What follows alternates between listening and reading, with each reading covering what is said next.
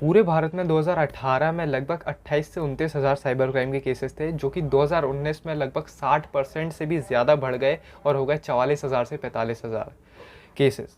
तो आज मैं इस वीडियो में इसके बारे में बात करने वाला हूँ कि भाई साइबर क्राइम होता क्या है, इससे कैसे बचा रहा जा सकता है। ऐसे 5 स्टेप और एक स्टेप और बताऊंगा, तो टोटल 6 स्टेप्स, जो 6 स्टेप्स लेकर के आप साइबर क्राइम से अपने आप को बचा सकते हैं, आप उसके विक्टिम ना बने साइबर क्राइम के, कैसे आप इतने समझदार बन सकते हैं, क्या क्या वो स्टेप हो सकते हैं जो आपको साइबर क्राइम के विक्टिम बनने से बचाएं। इस वीडियो में मैं इसके बारे में बात करने वाला हूँ। वीडियो में एंड तक जरूर देख लेना दोस्त, क्योंकि जैसे जैसे टाइम आगे बढ़ता जा रहा है ना दोस्त, इंटरनेट का ज़माना बढ़ता जा रहा है। इंटरनेट का ज़माना जो कि बढ़ता जा रहा है, उससे होता क्या है कि साइबर क्राइम हैकर्स बढ़ रहे हैं, ब्लैक हैट हैकर्स बढ़ रहे हैं आपको नुकसान पहुंचाने वाले। तो उससे होगा क्या कि आपको ये स्टेप्स पता होने चाहिए, जिससे कि आप अपने आप को ज़्यादा एक सिक्योर्ड पोजीशन में लेकर के जा पाएँ।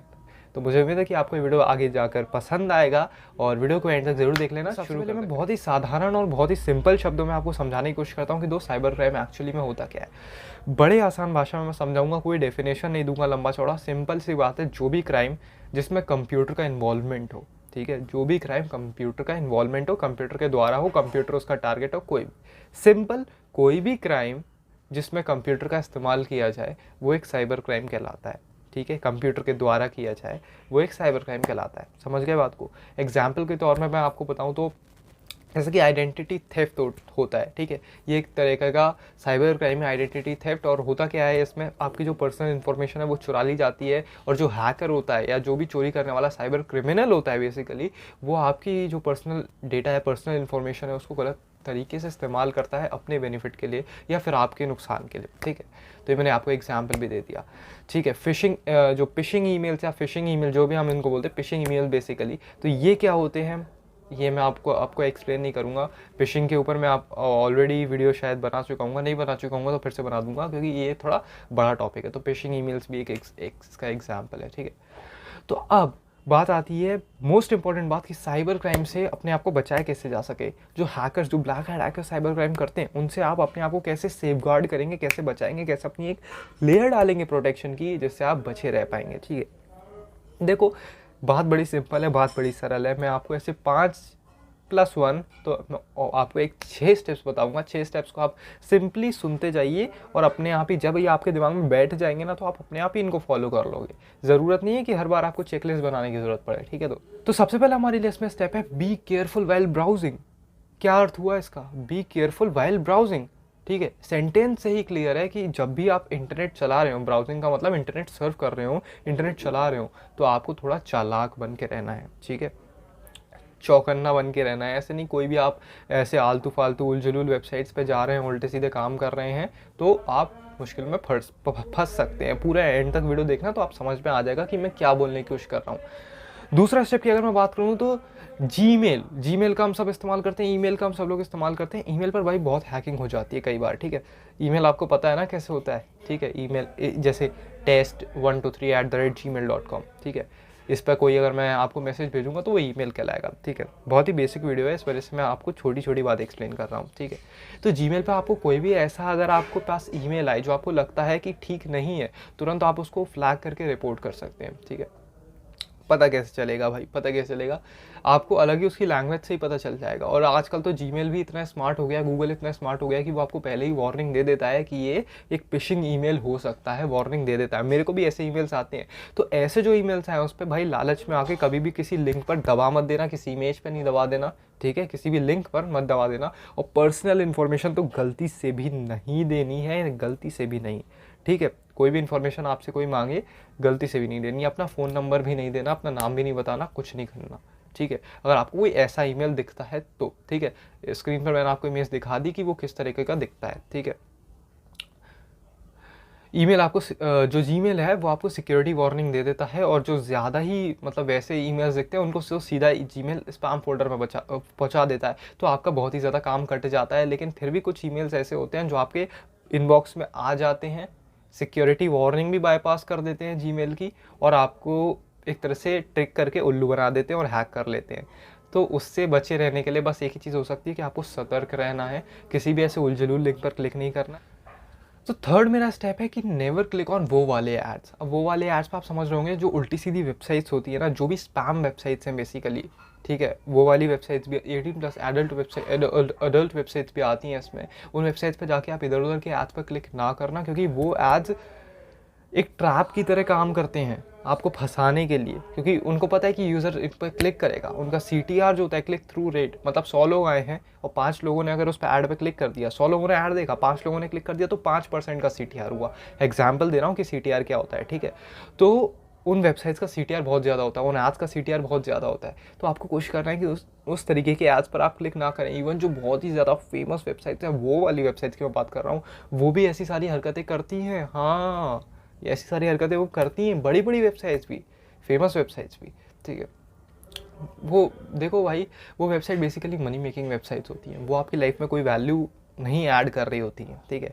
वो मनी मेकिंग वेबसाइट्स होती हैं, जो ओनर बनाता है ना, वो पैसे कमाने के लिए बनाता है। तो पैसे कमाने के लिए वो ऐसी सारी और भी ज़्यादा हरकतों तक पहुंच जाता है, जिससे कि वो और पैसा बना सके आपको ट्रिक करके। तो मैंने बता दिया आपको कि नेवर क्लिक ऑन वो वाले एड्स, और वो वाले लिंक्स पर भी क्लिक नहीं करना है, ठीक है दोस्त, समझ गए होगे आपको। मतलब हाँ, गूगल पर सर्च करके आप वेबसाइट को खोल सकते हो, लेकिन वेबसाइट में इधर उधर की, जैसे मान लो किसी वीडियो पर आपने क्लिक किया, इधर से पॉपअप आ गया, इधर से पॉपअप आ गया, उन पॉपअप पे आपने क्लिक कर दिया। जैसे एक बड़ा फेमस पॉपअप आता है गूगल क्रोम पे, वो शायद आप जानते हो, कि आपके डैश फोन में, और फ़ोन का बाकायदा नाम लिख कर आता है, फ़ोन का बाकायदा नाम लिख के, जैसे मैं अभी ये वीडियो A21s से रिकॉर्ड कर रहा हूँ, ठीक है, तो लिख कर आ जाएगा आपके सैमसंग गैलेक्सी A21s में वायरस है, क्लिक यहाँ करें जिससे कि वायरस रिमूव करें। भाई गलती से अगर मैंने क्लिक कर दिया तो वायरस आ जाएगा फ़ोन में, ठीक है। कोई भी APK फाइल को इंस्टॉल करवा लेगा जिससे वायरस आ जाएगा। तो ऐसे काम नहीं करने हैं, ठीक है।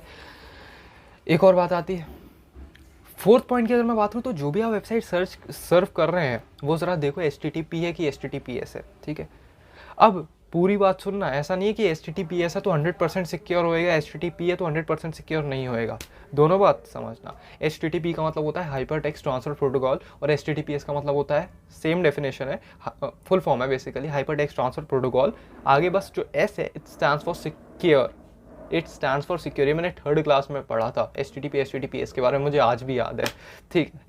तो जो HTTP और HTTPS है, ऐसा नहीं, लोग बोलते हैं कि भाई आगे बस ताला बना हुआ है सिक्योर का, एक करना तो बस वो बढ़िया है वेबसाइट, ऐसा नहीं होता। तो ऐसा नहीं होता। आजकल क्या होता है कि HTTPS बड़ी आसानी से लग जाता है किसी भी साइट पर, बस थोड़े से एफर्ट्स डालने होते हैं, थोड़े से एफर्ट्स डालोगे HTTPS हो जाएगी वेबसाइट HTTP से।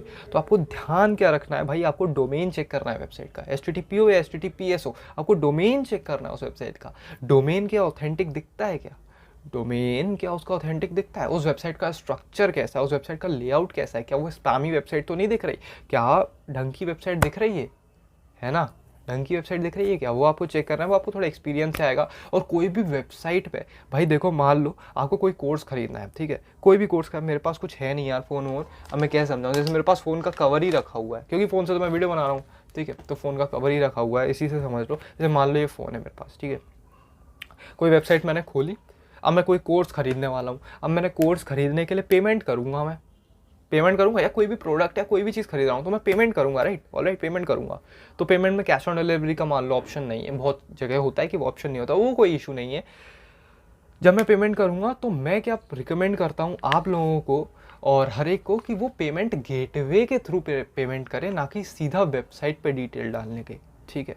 अब जो फेमस वेबसाइट हैं जैसे अमेजोन वगैरह, ये सारी वेबसाइट हुई, इन पर आप डाल दो एक बार को, कोई इशू नहीं है, ठीक है। मैं तो कहता हूँ इन पे भी मत डालो, लेकिन अगर आप इन पे डाल रहे हो तो चलो एक बार को बच भी जाओगे। लेकिन कोई भी ऐसी वेबसाइट जो इतनी ज़्यादा फेमस नहीं है, उस पर चांसेस होते हैं कि वो ये सारी चीज़ें करें। वो आपकी जो क्रेडेंशियल्स हैं आपके, मान लो आपने क्रेडिट कार्ड का अपना नंबर डाला, जो भी एक्सपायरी वेबसायरी होती है वो सब डाली, हो सकता है कि वो उनका गलत इस्तेमाल कर लें, हो सकता है। इस वजह से रिकमेंड करता हूँ मैं आपको कि आप पेमेंट गेटवे का इस्तेमाल करें, जैसे रेजर पे हो गया, पेयू मनी हो गया, और एट्सेट्रा, ऐसे तो बहुत सारे होंगे, तो इन सब का इस्तेमाल करें। और मैंने बताया फेमस वेबसाइट पर तो कोई इशू होता नहीं है, जैसे अमेजोन हुआ, फ्लिपकार्ट हुआ, और ऐसी सारी वेबसाइट्स पर तो इशू होता नहीं। तो मैंने आपको बता दिया कि अगर आपको कोई, जैसे मान लो मेरा भी कभी कोर्स आएगा ना, तो पेमेंट गेटवे के थ्रू ही मैं पेमेंट लूँगा, आई बात समझ में, उससे पेमेंट भी मेरे पास आ जाएगा, क्रेडेंशियल्स का भी कोई इशू नहीं होगा कि मेरे पास आ जाए, ठीक है। बता दिया मैंने आपको कि HTTP और HTTPS के बारे में, कि HTTP HTTPS का मतलब ये नहीं होता कि HTTPS का मतलब 100% सिक्योर है, HTTP का मतलब 100% सिक्योर नहीं, ऐसा नहीं होता। बड़ी आसानी से आजकल HTTPS लग जाता है। हाँ, मैं वेबसाइट बनाता हूँ ना, मुश्किल से आधा घंटा से 45 मिनट पूरी साइट बना के कंप्लीट कर देता हूँ HTTPS के साथ में, ठीक है, और पूरा लेआउट वेआउट सब वर्डप्रेस सब लगा के पूरा डोमेन माइग्रेशन वाइब्रेशन सब जितनी सारी चीज़ें होती है सब आधे घंटे से 45 मिनट में।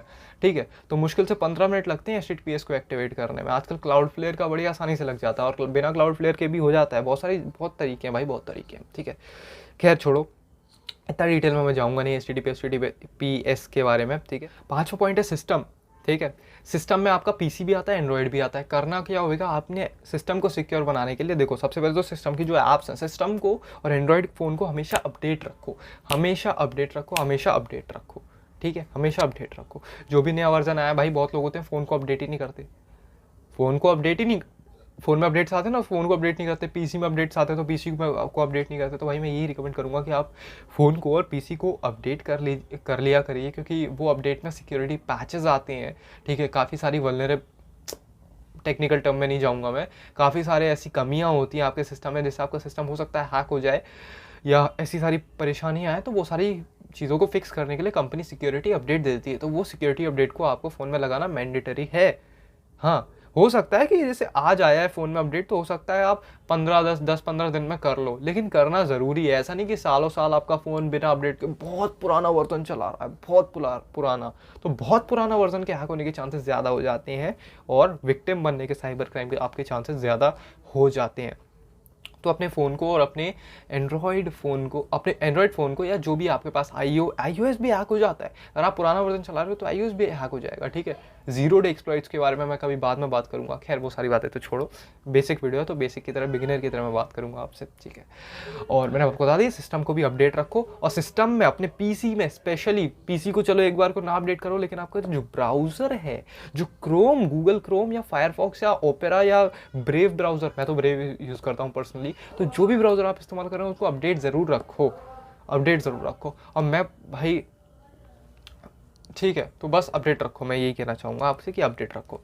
6वां पॉइंट और सबसे ज़्यादा इंपॉर्टेंट पॉइंट है भाई, आपकी जो अकाउंट्स होते हैं, कोई भी अकाउंट हो, किसी भी प्रकार के अकाउंट हो, उसमें हमेशा करो यूज़ स्ट्रॉन्ग पासवर्ड्स। ठीक है, 6वां पॉइंट है मेरा, यूज़ स्ट्रॉन्ग पासवर्ड। जो भी अकाउंट है आपके, जितने भी अकाउंट है, चाहे वो गूगल का अकाउंट हो, चाहे वो बैंक का अकाउंट हो, या कोई भी अकाउंट हो, उसके जितने भी पासवर्ड वगैरह हैं, वो सारे पासवर्ड कैसे बनाने में वो बताता हूँ। देखो, सबसे पहले तो पासवर्ड की चेकलिस्ट आपको बता रहा हूँ कि क्या क्या चीज़ें होनी चाहिए। पहली चीज़ तो 14 से ज़्यादा उसमें कैरेक्टर्स होने चाहिए।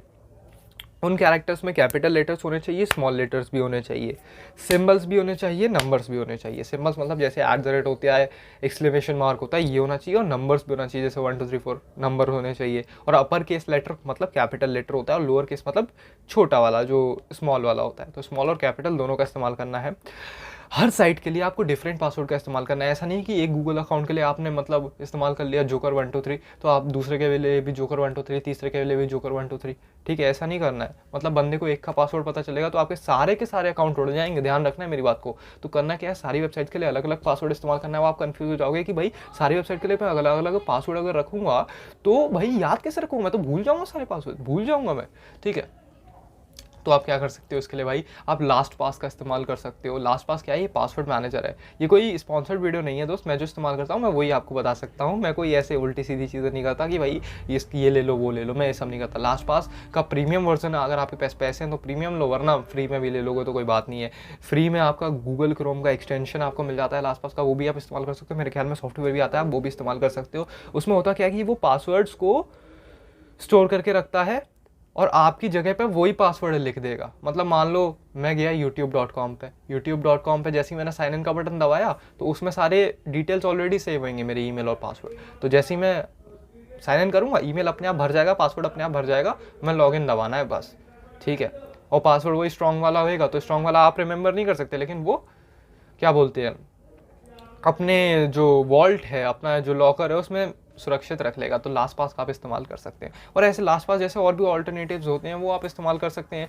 लिख देना गूगल पे लास्ट पास ऑल्टरनेटिव्स, या फिर मैं यहाँ लिख दूंगा कहीं, अगर एडिटिंग के समय मिला तो मैं लिख दूंगा, वरना तो आप गूगल करना जानते ही हैं दोस्त। आप मेरा चैनल देख रहे हैं तो गूगल करना तो जानते ही होंगे। मुझे देखिए आपको वीडियो पसंद आएगा, कभी लाइक करना, शेयर कर देना दोस्तों के साथ, सबके साथ। ये लोग भाई, ये तो सबके साथ शेयर कर दो, वीडियो को डाउनलोड कर लो। मैं तो कहता हूँ व्हाट्सएप पे शेयर कर दो, सबके साथ शेयर कर दो। सबके साथ इसलिए शेयर करोगे भाई, जितने साइबर क्राइम के केसेस कम होंगे उतना ही बढ़िया है। ठीक है ना दोस्त, ठीक है। मुझे उम्मीद है कि आपको वीडियो पसंद आएगा। वीडियो पसंद आएगा कभी लाइक करते हैं, शेयर करते हैं दोस्त के साथ। मैं मिलूंगा आपसे नेक्स्ट वीडियो में, तब तक के लिए गुड बाय।